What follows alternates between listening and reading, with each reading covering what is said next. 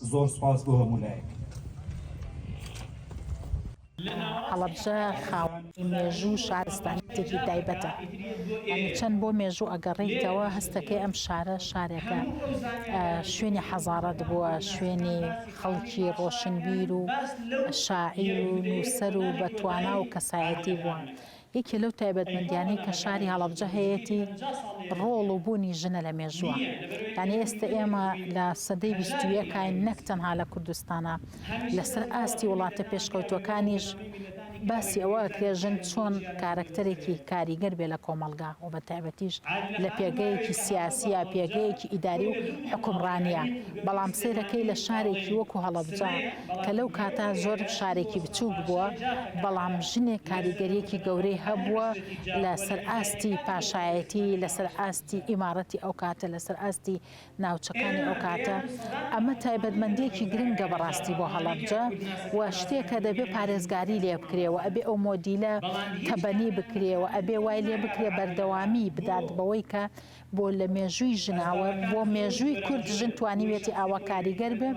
و ئێستش بەڕاستی ئەم کارانەی کە ئێستا ئەکرێت و نۆژەنکردنەوەی مەزاری عادلە خانە، هی شاعیرەکانی کەسایەتیەکان دڵسۆزی و بەشێکی زۆرە لە پاراستن و بە گرنگزانین و بایەخدان بەو مێژووە شارستانێتی و مێژوویەتی و ڕۆشنبیری کە لە شاری هەڵەبجە هەبووە. چونکە ئەمانە ئەگەر ئێمە ڕاستە لە کتێبەکانە نووسراوە، ڕاستە لە مێژووە باسکراوە، بەڵام مانەوەی پێ شوێنی ئەمانە چوەکو مەزارێک بێت، چوەکو شوێنێک بێت کە یادەوەری ئەو شوێنە و ناسینەوەی ئەو شوێنە بەنەوەکانی داهاتوومان بکات و ئەم شارە بمێنێتەوە بە حەزارەت.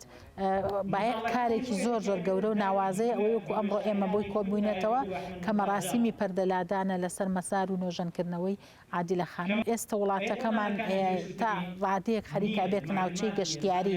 ئەمە بایەخی خۆی هەیە ئەم شوێنانە کاتێکە بۆ تیمێکی گەشتیاری گەشتیارەکان دێن سەرێک لەم شارانە بن، ئەگەر ئەم شوێنانە هەبێ پیشانیان بدەی ئەوەی کە ڕەنگە ئەو بە زارێکی یا لە کتێبێک کابیستی بێتی تۆ بە واقعی پیشانیەدەی، واتە بایەخێکی چۆنەڵێ گەشت و گوزاری، بایەخێکی مێژووی، بایەخێکی ڕۆشنبیری و بایەخێک بە ڕۆڵی ژن و بە تایبەتی هەیە ئەم بابەتە.